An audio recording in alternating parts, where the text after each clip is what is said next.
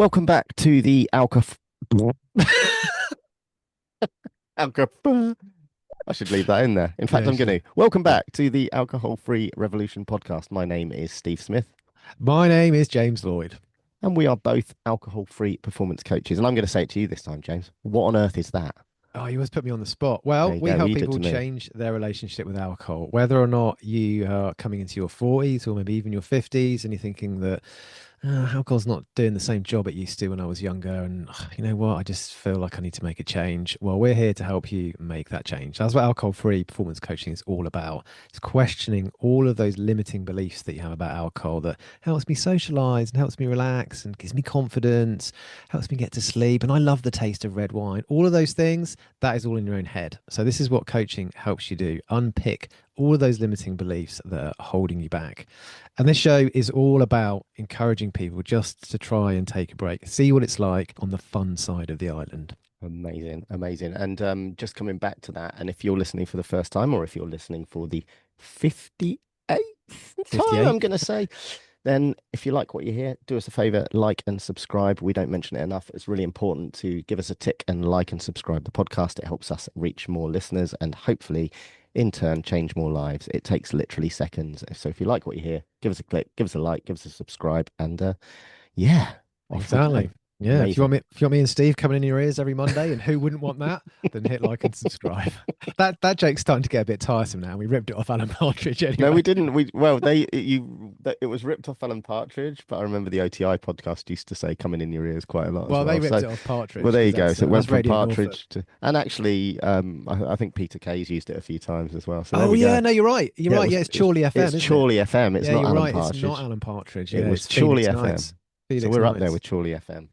Yeah, brilliant Brilliant stuff. stuff. Well, it's Li- funny actually that you mentioned Phoenix Nights. Actually, no, that link doesn't work because I was going to make a little segue into what we're going to talk about today, Steve, which is the glorious 1990s. But of course, I got that wrong because Phoenix Nights was the 2000s. So forget that. We're going to talk about the 1990s, though, right? we are. But was it really the 2000s? I was about to say it's the 1990s, but you're probably right. Yeah, it No, was it the is. Yeah, early I 2000s. remember where I was when that Used came to out. love a bit of Phoenix Nights. Oh, it's brilliant. It's Absolutely brilliant. I Brilliant. think it's up there with Faulty Towers in terms of being that. Just there was only 12 episodes and they were Yeah. just all Yeah. absolutely fantastic. I mean, Yeah. just brilliant. So So we're good. gonna, yeah, that's a good. I thought that'd be a good thing to. I mean, you know what? And if it spills into the 2000s, then so be it. But I thought we'd kind of reminisce back to childhood and alcohol and the 90s and growing up in that environment and what it kind of looked like. Mm. Go like rewind right the way back Oh, I like to. what you did there. Do you like that? Yeah, love that. Bit of Artful Dodger. So rewind it back to the 90s and what life looked like with growing up with alcohol Yeah, in our yeah. lives. Well, I How do think you want I guess just to provide a bit of context on that, I think we don't know all of our listeners, obviously. I mean, all nine of you, we don't know you individually by name, but we kind of make this loose assumption that everyone is kind of around about our age. So in my case, kind of early 30s, in Steve's case, kind of going on late 55, 60s? late 60s. No, they're kind of in 40s and 50s. We're kind of thinking that everybody out there is somewhere in their 40s and 50s. So if you're not, then welcome anyway.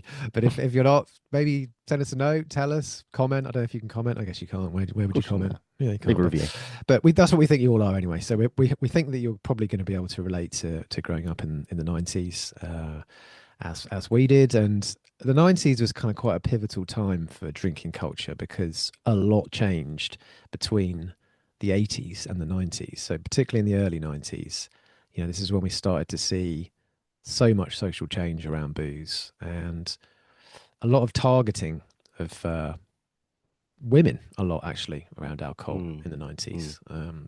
'Cause I think when I think back to the 80s, my parents used to go to the pub a lot on a Sunday and a Friday night.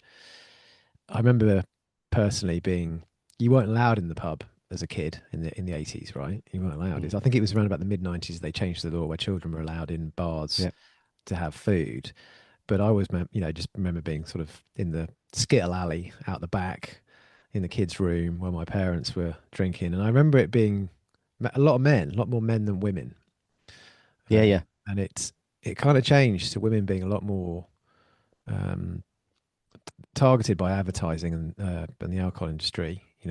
We saw things like Bacardi breezes coming in and things like that, and products Mm, that are aimed more at women, and mm. the whole landscape around drinking in the 90s with ladette culture and Zoe Ball and Sarah Cox and Cool Britannia and all those things. I mean, I'm kind of rambling a bit here, and you're not jumping in to bail me out. So, what do you think? What do you think about that? Normally, when I start Well, rambling too much, I need you yeah, to I'll just save go, me. shut up, James. Yeah, shut No, up. yeah, I get where you're coming from with that, but although we're going to talk about the 90s, let's go back to for me, the 50s. No, let's go back to The war. do you, Tell me about wartime. rationing, Steve. Do you remember the ad? Let's go to that, the adverts, because I remember, obviously alcohol advertising was so different back then, you're absolutely right with what you're saying in terms of targeting women. Once the pubs kind of opened up more, were more inclusive for women, the kids were allowed in, etc., etc. But my first memories of alcohol advertising were probably late 80s, and that was the Hofmeister bear, that was the Yeah, yeah, yeah. Hulk Hogan, Paul Hogan, Paul Hogan, and Croc Dundee, and and stick another shrimp on the barbie, and Foster's that nuts. Yeah. whole the man advertising, or the male advertising, was very much, you're super cool, it's that cold refreshing pint, it's that you know blatant sexism in the adverts, and it was just, they were funny as well, weren't they? They were incredibly funny adverts where you kind of related to them. And it was that subtle undertone of drinking makes you fun, drinking makes you Yeah, cool, drinking you're dead makes you right. hilarious. And that was my kind of first introduction to it. But yeah, as it spilled into the 90s, for me, yeah, alcohol just became, you're right. It shifted, didn't it? There was a real shift. The shift for me, obviously with my background, the shift for me was the movie Cocktail. That's what changed it for me. It was the whole bartending was cool. Mm, Getting drunk was cool. Flipping bottles around was cool. All that. And suddenly there was this real change in the way that we approached alcohol. Because in mm. this, before that, pubs were pint glasses with handles, smoke-filled rooms, A jar. a They just called jar. jars, didn't they? Yeah, Yeah, pint exactly. jars. Yeah. And so there was that shift. There was that shift. And the 90s, it changed, didn't it? It changed with, like you said, the ladette culture. It changed with the introduction of indie culture, Oasis, Blur, that kind of, all of that started to come together. Later in the 90s, the sort of new Labour, that everything just shifted, didn't it? And there was this sudden, But there's an optimism as well. yeah, there was a massive optimism. You're Mm. right. You're right. So, and that was, for most people that we're talking to now, like you said, all nine of them, they're typically, I would say, can relate to that moment in time where drinking just became, well, not just actually drinking didn't become cool, getting pissed became cool. Mm. Getting It, drunk was cool. mm. Almost became essential, didn't it? Yeah. It's funny though, when I look back on the 90s, so I went to university when I was in 1994 to Mm, 1997, and I did a lot of drinking in that time, but I also did a lot of clubbing, and mm, clubbing was very different. So mm, there was no drinking going on in the mm, club scene, and mm, this was the same around. I was a couple of years too young probably for kind of raves in fields and that kind of thing, but when I was about 18, that's when it was the rise of the super club and Ministry of Sound and places like that. mm, And I was well into that for 3 years. And there, like I said, there wasn't any drinking going on then whatsoever. But the rest of the time, when you were kind of out down the pub and the bars and stuff, nights out.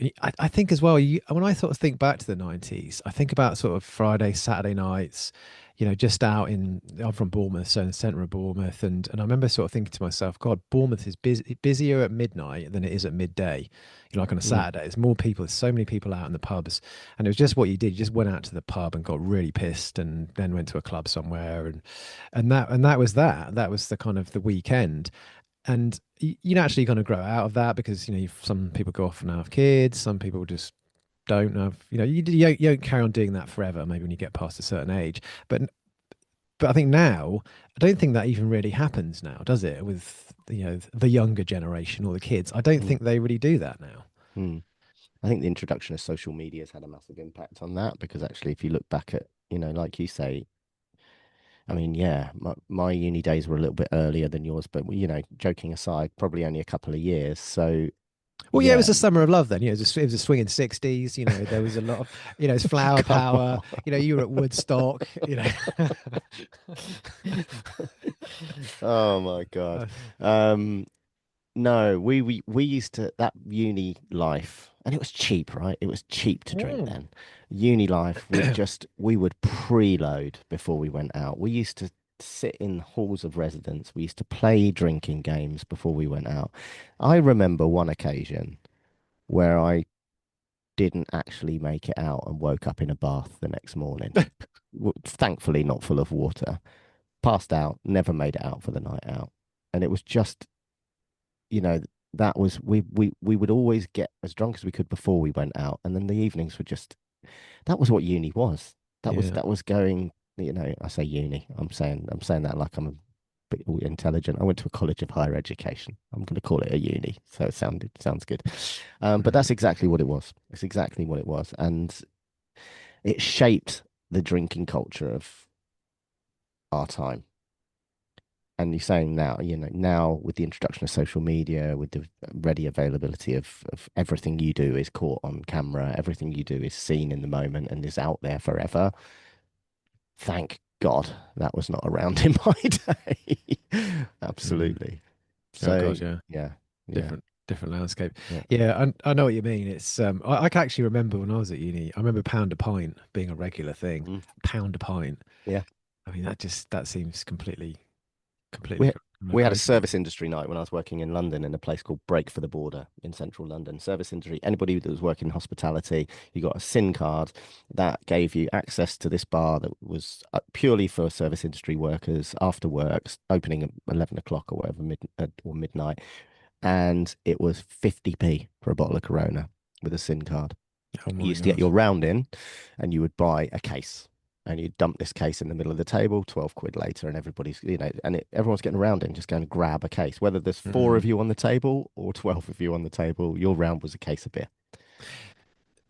Do you remember one thing I used to drink a lot of in the 90s? It was a real fad that's now gone away. It's like ice beers. Do you remember like Foster's Ice Yep, and things like that, and yep, Labatt's Ice? And yep. I don't know, even know what that was. It didn't have Molson. it didn't have ice in it. It was just like No. cold beer, Yep, basically yep, just branded Foster's Ice. I used to drink. yeah. I mean, That's that was right. Yeah, so popular. yeah. They were all knocking out ice and stuff. And the other thing I wanted to mention about the 90s is you sort of think about like how things were actually rebranded and repositioned, and one of the big ones was Guinness. I mean, the Guinness adverts were so influential because Mm. if you look at Guinness before those adverts, I'm talking about the ones with like Rutger Hauer and the Hmm. da da da da da da da da da da, and the one that had the wave with the left field music and all Oh yeah, that. yeah, yeah, yeah. There was loads of them, and they were absolutely cutting edge adverts. There was the Yeah, horse that was part wave. I'm not that's describing it very right. well, but you know what I mean. All of those things they completely repositioned Guinness because if you look at Guinness before that, like in the 80s, it was like an old man's drink. It was the toucan, wasn't it? No, It was the yeah, toucan. the Guinness is toucan, good yeah. for you. No one was drinking, but it was old men that drank Yeah, Guinness before yeah, those that set of adverts, yeah, and that completely repositioned Guinness as being yeah, something that was for, for a younger generation. I mean, they were just incredible. Those adverts, they were yeah. so pioneering. A similar Yeah, thing happened with Lucozade. It's not because if you think about Lucozade in the 80s, you gave it to people who were sick. It used to yeah, it come was in in a that glass bottle with that yeah, orange that plastic wrapped orange around it. plastic shit around it, and they repositioned as like an isotonic sports drink. But Yeah, there's a lot of parallels there between Guinness but it's the same. It's the same thing, but it's yeah. been resold to a different audience and And it's been a shit isotonic sports drink as well, to be honest with you. it's But yeah, garbage, yeah, absolute garbage. yeah, But yeah, and everyone was drinking Guinness and stuff, and it was all of the it was innovation around alcohol products in the 90s as well. All these different kind of brand names of beer, and when you talk about the 80s, where you had like Hofmeister, follow the fucking bear, that kind of thing. Do you I know what I don't think mean? he said that. I No, think but it was all like, do you know he what I mean? wouldn't have No, got on but ITV prime time at 7 o'clock. it wasn't Hoffmeister, in. follow the fucking No, bear. but that's what that's what your lads were saying on the high streets of wherever. But it's Bournemouth. but Bournemouth, and then they got it. But also that's another sort of shift I think that happened between the 80s and the 90s. Those beers like Hofmeister and the original Heineken and Castlemaine 4X. Harp, but Harp. they were low strength. Yeah, They were Skull is another one, yeah. with the Viking thing. Oh, what other Um, ones? Come on, there's got to so be they were more all out about there. 3%, Yeah, and they were basically got rid of yeah. I don't know quite when it happened, but they phased them out because they used to be the Heineken as well, which was because normal because the main Heineken used to be called Heineken Export over here because Yeah, export meant 5% plus, but yeah. the 3.5% Heineken that you used to get in the pubs was Mm, made specifically for the British market because we had this kind of weak lager culture, mm. and then they got rid of all those in the 90s and they started bringing all these higher strengths like your Stellas became kind of much more popular. Yeah, yeah.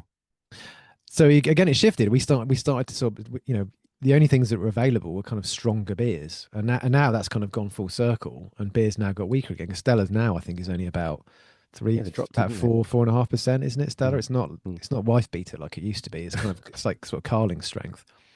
Yeah, yeah. The amount of, yeah, it had that reputation, didn't it? That was it. It was called that for years, wasn't it? But it Wife used to beater. send you mad. That's why Yeah, it used to just send you a bit crazy, Stella. yeah, I yeah, don't yeah. think it does that now. So yeah, I mean, you're absolutely right, and those beers that have remained are those are the ones they the cheap ones that still stay on the pumps at your Weatherspoons, and but yeah, so many of those other ones have just disappeared out the way and shifted. But if you look at that, how did that kind of progress your drinking sort of through into the early 2000s? That's a really good question, and I've thought about this quite a lot actually recently. When I left university, somewhere along the line, I acquired the thought that if you're going to go out and drink, you may as well get hammered. And that was a bit of a driving thought for me. I think part of it was because I lived with a guy in my second year who I used to think was pretty cool. And his name was Dan Barnes. And Mm. I used to think he was quite a cool guy. And he used to do this. He used to just go out and get absolutely annihilated. If he was drinking, he was getting annihilated. And I kind of followed him a little bit. But like I said, my lasting memory of him, he lives in Australia now, was we had in our student house, we had like two or three bean bags, like in the lounge, like bean bags that people Hmm. sat on. And I remember coming down one morning. Thanks for clarifying what a beanbag is. No, but I'll explain why it's relevant in a minute. So I came downstairs and he'd been out the night before, and I walked into the lounge. I opened the door and I walked in, and he was sat in the middle of the lounge inside an empty bean bag. And the beans basically I can only describe it in our lounge as being a snowdrift of white polystyrene beads and an empty beanbag with him naked scrunched up inside of it. And I was like, shit, you had a good night last night, mate. What the fuck happened here? And I've never forgotten that. It was like, wow. But they're everywhere. I mean, how such a small bag had created so many Oh, beans is like beyond me. I mean, they were everywhere, like a snowdrift. oh, we laugh, but and we've we've often said this when we get to the question, and I appreciate, and this is what I love about these episodes. Sometimes when we don't have guests on, is we just see where it goes in terms of Ramble. conversation, and actually we can look back at those times, can't we, in the 90s and the 2000s, and we've often said, would we have not done it? And I think we both say a resounding no. We would have done the same thing. But maybe in our 30s and 40s, we might have changed things sooner. But whilst we look at some of these drunken stories that we have, and I do. There's one that particularly stands out for me, and I'll go through it in just a second. And I dined out on this for years because I thought this was so funny. And you know what? When I listen to it now, I guess in some way it really is. But when you look underneath the surface of just what happened to me on that day, it's terrifying. There used to be a bar, and this was again, this would have been the 90s actually, the late 90s. There was an well, it was a nightclub in King's Cross, but called Bagley's. And Yeah, I know during the Beckley's. day, yeah, Yeah, yeah, I used to go during the play day, there. they used to have something called the church. The church was on a Sunday and it started at 9 o'clock, as a church normally would, but this was very different to a church. And it was in the old licensing laws. So between certain hours, the pubs would shut. Yeah, I remember. So you would go in and you would buy beer tokens because they found this loophole that around those hours, if you'd already purchased the Clever. tokens, you could transfer the tokens and get beer for them, which was not exchanging money. So they kept it open as long as there was entertainment. So that entertainment, let's just say it wasn't light entertainment. It wasn't a jazz band. There was other entertainment that was designed for very drunken people on a Sunday afternoon. So this went on. And I remember one occasion, and it was right opposite another bar called the Walkabout. They would kick out at 3 o'clock at the church, start at 9 o'clock, 3 o'clock in the afternoon, they kicked you out. and you would stumble out into broad daylight because it was a sawdust nightclub, and you'd stumble out into broad daylight, having been drinking since 9 o'clock in the morning, and into quite often into the walkabout, and they had a dentist chair. So the dentist chair was sit you back in the dentist chair. Funnily enough, that's where Gaza and all the crew of Oh they yeah. all got caught. That wasn't in there. That was at a place called the China Jump in Hong Kong, I believe, or it may have been the one in Kuala Lumpur. A good friend of mine used to work in it. I won't mention his name, but he was the person that served Gaza the layback I've heard this. booze on Yeah, yeah. on the dentist chair, and then he celebrated that after scoring a goal once, and lay on flat on his back, and all his mates poured water into his mouth with the water bottles, and Yeah, that was. yeah. That's right. Yeah, yeah, it's quite famous. But yeah, so that was a very similar thing, this dentist chair. So I was on that dentist chair doing laybacks of tequila at 3:30 on a Sunday afternoon. I got, I was living in North London, somewhere, a Kentish town I was in, and I stumbled out of there and got on the tube at 4 o'clock in the afternoon on a Sunday, and woke up on the tube at the end stop, I think Tooting Beck or somewhere like that. And I thought, shit, I've missed my stop. Got off the tube, then started to wonder why it was dark. Stumbled across to the other platform to get the tube back to Kentish Town where I lived, only to be told by the platform attendant that actually that was the last tube of the day. So I had been bouncing up and down the Northern Line from 4 o'clock in the afternoon until 11 o'clock in the evening, passed out on a train. That is insane. And I dined out on that story thinking It, how funny it was. so I almost did exactly the same thing, but not for anywhere near that duration. So Yeah. I used to live in South Wimbledon, which Mm. is the one stop from the end. The end line is the last one is Morden, and I used Yeah. to live in South Wimbledon, which is one before that. And I Mm. used to work on Tottenham Court Road, which is in the middle of the Northern Line. And I'd been out somewhere after work in central London and fallen asleep on my way home and gone all the way, bounced all the way back to Reigate, which is in North London. Mm. Mm. And I remember, and it was like 1:45, and they basically shut the tube and booted me off. And I remember thinking, where the fuck am I? And it's like Highgate. And went out 1:45, tried to hail a cab. He's like, where you go, mate? And I went, Wimbledon. He went, Wimbledon? And I ended up having to spend about like 60 quid, which is a lot at the time, getting Yeah. home. And I was going back to work the next morning. And I was on the tube holding onto the rail, and I counted the amount of stops that I'd basically been asleep for. And I remember it was something like about 36 stops I'd slept through. But it's not a patch on what you've done. If you've done like No. 6 hours, I mean, that's Yeah. insane. 6 hours up and down. And if But you yeah, think about all, and this is central London, and I'm not suggesting that all of central London is dangerous. It's not. But if you think, I think I did have a mobile phone. This was early mobile phone territory. It was the slide open matrix style mobile phone, oh, they were cool. I love those. or an Ericsson, one of the other. And I woke up and I still had it. I had my wallet and I had my money, but God knows what could have happened to me over that period of time. And actually, going on that wallet, money, etc., I still to this day carry the reputation of someone who lost so many mobile phones, so many mobile phones through drinking. The amount of, honestly, it was almost like a monthly occurrence on some occasions. They I'm used to not have the so sure sticky, you. they used to have the I'm not. sticky rubber buttons on them. Yeah, Remember? yeah, yeah, yeah. I remember getting out of a cab once after a night out and putting the mobile phone down on the cab to get the money out of my pocket, pay the cab driver, and he drove off because of the My sticky buttons. phone. It stuck to the roof of the taxi Oh, and brilliant. disappeared into Netherland. I never saw it again. Based on what your good lady wife Joe shared when we recorded the pod, I'm not sure you can blame any of this on drinking. I think you're just just a No, I forgetful think I can bugger. blame it on the sheer amount of drinking that just absolutely wrecked my brain cells over It the probably, years, and that's yeah, I guess probably you could. carried through to now. It's just, and we laugh and we joke, and I don't mind doing that, and I still do, and we always say we're not here to preach, we're not here to preach, and but my God, when I look at some of the sticky situations that potentially got into, and you know, if I think about that, and I think about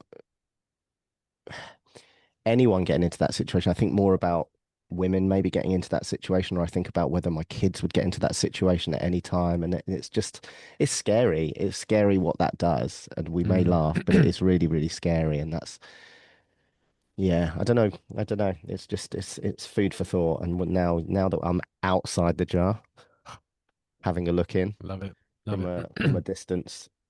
Yeah, Now you're outside the it's giraffe. no, the giraffe. You better explain that.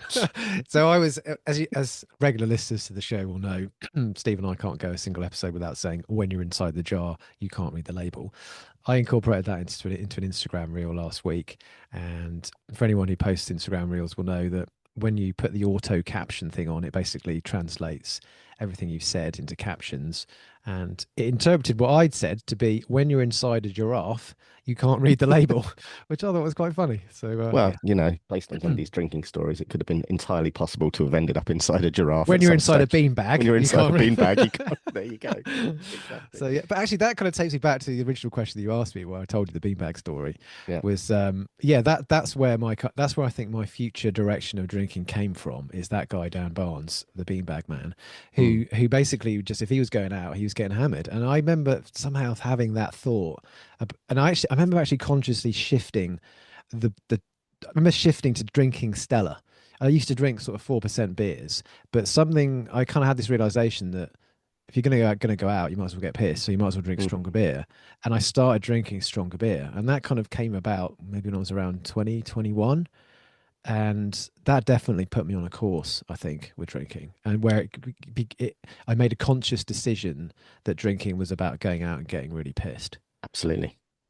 So yeah, Absolutely. I've kind of just thought about that more as we're speaking, but yeah, that's kind of quite interesting little trajectory that I kind of went off on there in I terms think of. you're right there. And I think that, as much as I think looking back at the 90s, looking back at that culture, that is where the shift happened. Yeah, because that was what was It fostered in that culture, wasn't it? It was about you go out and you going get out, really getting hammered. drunk. I'm trying to think of other messages that were out there in terms of but it wasn't even, it wasn't the advert, it was everything around that time. I'm thinking of other It's things that are coming hedonism. up now. It's Yeah, hedonism in general. That's where the link is between, clubbing and boozing culture, because they were very different. yeah. But it's about hedonism and escape, not even It was escapism, the but more comedy around celebration. it as well. There was a lot of comedy around it. The Fast Show was another one, which was, all that style of comedy, which I absolutely love. Went to see the Fast Show last November, but there was an old Roland quirking QC or whatever. The old, I was very, very Yeah, yeah, drunk. very, very That one, drunk. Yeah, all yeah. of that, and there was the Harry Enfield. It was all about, there was all that. It was funny to be hammered, and I think that whole thing. Now that I look back on it with fresh eyes, that was where it shifted to exactly what you said. You weren't going out to drink, to socialize, to have fun. You were going out to get drunk. And I Yeah. think looking at it now, I think that's what shifted. I think that's what's changed. We've Mm. had many a debate about alcohol, whether or not the younger generation are drinking as much or as less. And I know typically it seems to be the case that they are drinking less. But on the whole, I would say it seems to me that they're not drinking to get pissed on the whole. And I think when that has to be something to do with just the sheer well, A, because A, how expensive it is now, and B, and that may well direct to other things, and that's been a debate as well. But ultimately as well, the introduction of social media and how visible it is of what you've done. Yeah, yeah, I'm sure there is a lot of that. But I just want to go back to the bit around 80 about 90s culture as well, because I'm just sort of thinking about some of the way that it was kind of directed in quite an insidious way by big alcohol as well. Because if you look at some of the products that came about in the 90s that weren't around in the 80s, so a couple of things that really jump out to me. One of them is Red Bull and vodka. So that way that you can just carry on drinking without passing out, because the Yes. stimulant is keeping you awake. So that just meant that people just went batshit crazy on drinking. Yeah. Because I only ever had Red Bull and vodka once, because I remember just being absolutely annihilated and being wide awake and not able to get to sleep, thinking that this is fucking awful. But a lot of people were really into that. Yeah. And the other thing that kind of jumps out as well is things like Jaeger bombs. Yeah. And I used to work in a pub in the early 90s, and I don't remember Sambuca being a thing. No. I had no knowledge of Sambuca until like the late 90s, when it Hmm. was all people were you taking it as shots. I'd never, you probably have because you worked in the industry, but We'll come to I, that in a sec. I didn't know what it was. But again, they are things that are there. The intention is to get pissed quick, and Hmm. those things weren't. I don't think so because I was younger, but I don't remember any products with that intention in the 80s. Well, interestingly, and it may well have been my shift in age that I noticed this more. But if I look at that, exactly what you're saying, if I look at that from my bartending background and when I was, so my early days of bartending were at TGI Fridays, and TGI Fridays in the 90s was the place, To get a genuinely the salad. place. No, well, you could get a good salad, Cobb salad Cobb. Oh, I love a Cobb salad. for all my Do you know who invented the Cobb salad? I would have done in Fridays, but I could tell you the ingredients, but this isn't a salad show. Right. But It's Bob Cobb. Bob Cobb, Yeah, that's Bob Cobb, there you go. Like sorry. Julius Caesar invented the Caesar salad, right? Yeah. Of course. So, but I think so. Fridays in the 90s was the place. It was, it was flair. It was, we used to call them disco drinks. It was all bright colored drinks or creamy drinks, loads of calories, like the Long Island iced tea, June bugs, screaming orgasms, all these drinks that would basically designed, like you say, to get you drunk. But then there was the next level of those ones. So there was the shots like you're talking about, brain hemorrhages, B52s, Oh. um, and then the Mad Dog direct shots, 2020. yeah, the direct shots of like Sambuca started to happen. Jägermeister came that little bit later, but all of those things were starting to grow. We used to do a drink called a flaming Lamborghini. Yeah, I remember those. Yeah, yeah. And this was actively encouraged on the bar. Nowadays, it definitely wouldn't be. But you would, bartending tea friends out there, correct me because it's been a long time. But you'd have a cocktail glass, which is your typical martini style glass, with Kahlua, Galliano, and I think Zambuca in it, if I'm not mistaken. And then you would pour into that whilst it was alight, Bailey's and blue curacao, whilst someone had a straw in it and gulped it down as quick as they can. Flaming Lamborghini probably had best part of 7 or 8 shots of neat liquor in it, and you're bashing it down through a straw. We used to think that the flame into the straw helped process the alcohol, There was whatever. something about the straw there, wasn't it? Drinking beer Yeah. through a straw Yeah, because all you're of not that stuff. Yeah, taking exactly. the Folding the oxygen. You're not, straw over the top yeah, and chugging you're it not back. taking, yeah, you're not Yeah. taking as much oxygen or something like Yeah, that. it's I don't just know. There is no, some it just science means you're behind it. getting the booze in your bloodstream quicker, wasn't it? So, Yeah. but that culture, you're absolutely right, and that was the whole cocktail scene in the 90s. That was very much how it was, and it Do you think? continued into the early 2000s. It massively did, and I followed that scene for a while, but then that kind of had moved on as well to much more kind of the mixology around it as you got that bit older, the creating like much smoother kind of old fashions and drinks that had nice stirs and small and really, introducing much more grown up feel to it rather than that kind of just get hammered kind of feel. Do you know what I mean? So Yeah, yeah. that even that moved with the times, even that changed with the times. But yeah.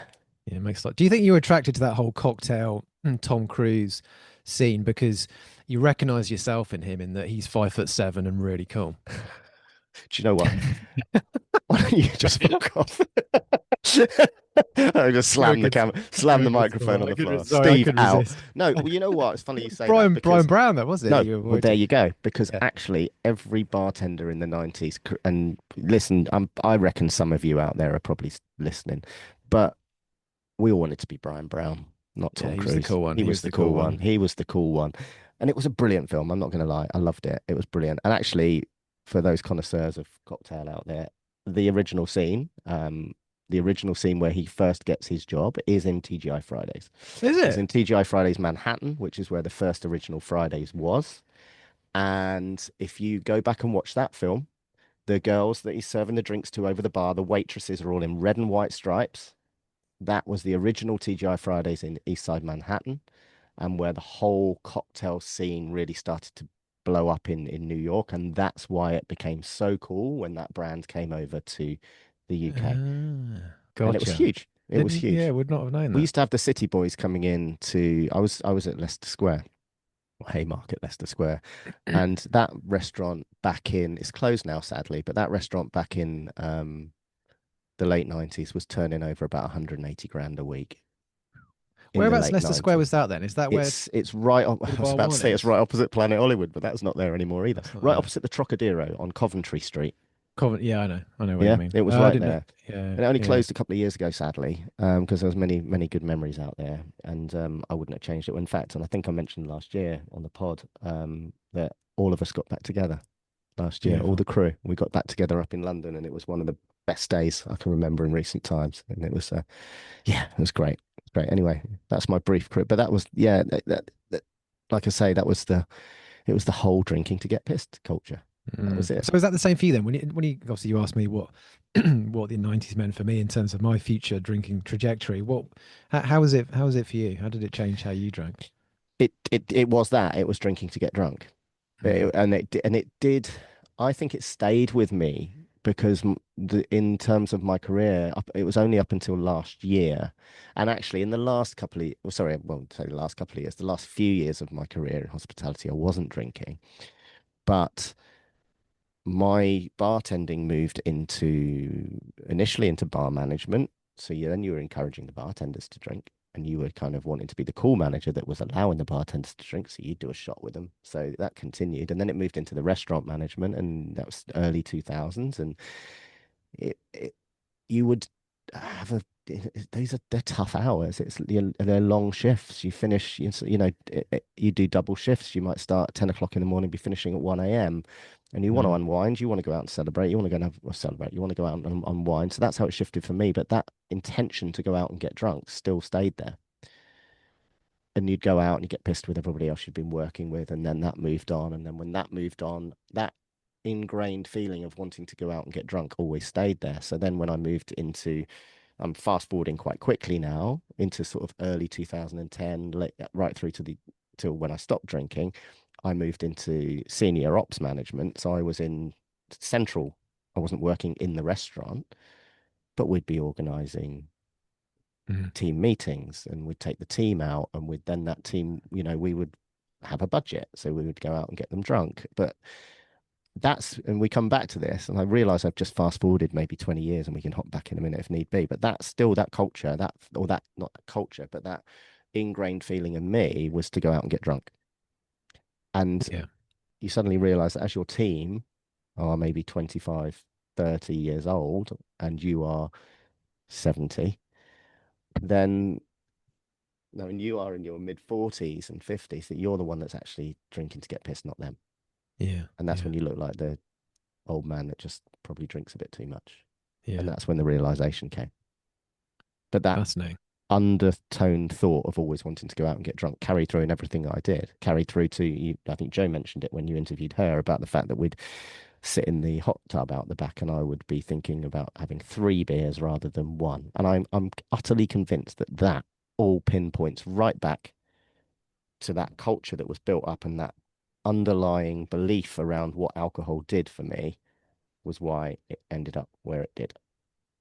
That makes a lot of sense. It's Mm. really fascinating, isn't it, when you kind of you kind of reevaluate the timeline and you follow it back, you follow the Mm. breadcrumbs to where it all started, and Yeah. you find where those fundamental beliefs about alcohol kind of initially came from. Oh yeah, so the other thing that I kind of observed, I've been listening to this book recently, which is called 1996, and it's by a guy called Mohan, who used to be Hmm. like he used to be the editor of The Sun, and he used to be before he became the editor of The Sun, he was kind of the entertainment, like bizarre editor. And Okay. I think about the role that the tabloids and the red top newspapers had the influence that they had over culture in the 90s, because obviously in the last kind of 10 years the tabloids thankfully have fucked off. No one cares about what the tabloids have got to say Mm. anymore, because Yeah. they were hugely, I think they had, they were very negative impact on society. But I started thinking about this last week during the World Cup, because if you look at the World Cup, you look at the performance of the England team over the last three tournaments, that I think England have got to two semi-finals and a final. If you look at the Euros and the World Cup, Hmm. so but you compare that to the 80s, 90s, sorry, you compare that to the 90s and the 2000s, around the performance of the England team, but also around like hooliganism, which again, hooliganism now, it's just not a thing. It's Mm. not. I mean, football's been. I'm not going to get into a big conversation about football because I know it's not your thing, but football has been gentrified and it's been moved away from the common man. It's not a Mm. working class sport anymore. And one of the theories that I've got, the why England have done so much better in the last decade, is because they've not got this all of the shit that goes around the tabloid newspapers, basically just attacking them and calling them out, and some of the stuff like having Yeah, it's a to good point. Beckham when he missed that penalty in Yeah. 2004, whatever it was, and people had like burning effigies of him and all this kind Yeah. of. Think the impact and the power that the tabloid press had on creating and generating culture in the 90s was at at its absolute pinnacle. And you kind of Yeah, think yeah. about the influence of what they were doing in terms of, Oasis were on the front page every single week, and it was all about getting pissed and hammered. And I wonder if the shift in drinking culture over the last 10 years, 15 years that you mentioned there also runs in parallel with basically the tabloid press just dissolving. That and also lads mags. Yeah, yeah, that's all part of it. NME, Yeah, yeah, yeah. loaded, all of FHM. those. Yep. FHM, NME, loaded. I don't even know if they're still going No, anymore, they're but if not. Yeah, they're of course they're not. They're no, long gone. They're long gone. yeah. But But yeah, you're right. that was huge. That's a book that's well worth I'll have to reading, have a by the little way. read of It's that. an Yeah. audio book as well. It's called 1996. Only just come out, and it's basically about the. It says that 1996 was the pinnacle of the 90s, and Dominic Mohan was the writer for the Sun for Bazaar, and he went to all of like the showbiz parties and all that. I Mm. mean, he's a bit of a prick, to be honest, but it's interesting where he tells all these sort of stories of how it all came about and what Sorry, Dominic, if you're happened. listening. I'm sure he's not. But yeah, it's a fascinating book actually. It's well worth looking at because it talks all Yeah, I about will do. 90s culture.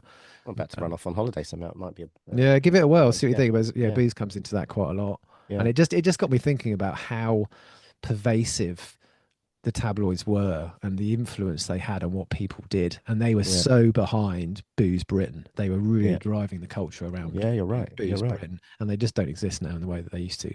Yeah. No, it's fascinating when you step back and look at it, isn't it? It's fascinating. Mm. I don't think we've ever really taken the time to kind of go back to the roots Back to the 90s. back to the 90s I mean, I'm in amazed I can detail. remember any of it, to be honest. What with all the boozing and all the clubbing, I'm just Well, fried. that time you're saying 95, 96. That for me. So I traveled Australia. Oh, I backpacked in 95. I did a dream trip. I went, me and three other mates. We flew initially to Bangkok and we traveled north up to Chiang Mai and then we traveled overland the whole way down to Bali. We traveled right the way through Malaysia, Indonesia, um, yeah, all the way down, right the way down. I was saying, see, I can't even remember half the countries. And then we flew over to Australia, and I worked in Australia for a year, and I had the absolute time of my life. But I Yeah, sit and well, watch things now, like Race Around the World, and they traced that route, and I'm looking at it, and I'm thinking, there's parts that I don't I even can't remember that. remember. I don't remember that. I don't remember, and I know I went there, and I know, of course, they're going to look different, but I also think, what an opportunity to do something like that. And I had some amazing time. I don't want to take away from that. I really don't. But I didn't stop to take it in. I was away for nearly 18 months of my life in dream locations, and I didn't stop to breathe to take a lot of it in. Mm. And that's a bit, I think some of that's quite sad. Some of that's really, yeah, I don't know. Yeah, that time, 96. I don't know, it's live music. I was massively into my gigs. That's when I went to Oasis at Nebworth the first time round at I couldn't go to 96. that because it was on my 21st birthday. So I missed it. Yeah. Well, I there you remember go. being It was very incredibly good. pissed off because my girlfriend at the time, who I really liked, uh, basically went to that rather than spending my 21st birthday with me, which really pissed me off. But in hindsight, I Tw probably would have done the same thing. 24 quid it cost me. Oh, it's crazy, isn't it? That's, by the way, that gets covered massively in that audiobook. It's quite a Does big, it? yeah. And they said what the bill was as well. It was like Chemical Brothers, like Coldplay, various Oh, other was it? It was people. unreal. Yeah, It every was 24 quid. it Mental. was it wasn't Charlatans, Prodigy, going to Mm, see them in 3 weeks, alcohol mm. free. Um, Our friend Keith. yeah, sadly. But yeah, live music. Anyway, that's another one. Live music. We haven't got enough time for today, but live music, trust me, way better without alcohol. And I love a gig. Love a gig, me. Love a gig. You Yeah, watch cool. it. You don't spend it all in the loo. Yeah, there is that. There I we don't know go. how. I remember when I went to Glastonbury in 2000. I don't. I remember, yeah, just being at the front and I think, how did I manage that without any? I don't know. There's a separate conversation, but Separate conversation. yeah. Anyway, Well, I've really enjoyed today. uh, It's been a good one. I love been a good chit chat. reminiscing. I'm a big Yes. reminiscing kind of guy, Yeah. so good to cover the 80s. Yeah. And yeah, and Acceptable in the 80s, acceptable in the 90s. Yeah, in the 90s, that's a podcast we'd recommend to anyone. Acceptable in the 80s, only for people of a certain age. and of a certain ability to, do not Yeah, watch, do not listen yeah, if easily offended. not easily Do not play in offended. the car with the kids. Yeah, definitely don't play in the car with the kids. No. But, Anyway, good stuff. Well, listen, good to mate, great catch to see up. you, and Yeah. yeah, we'll see you next week.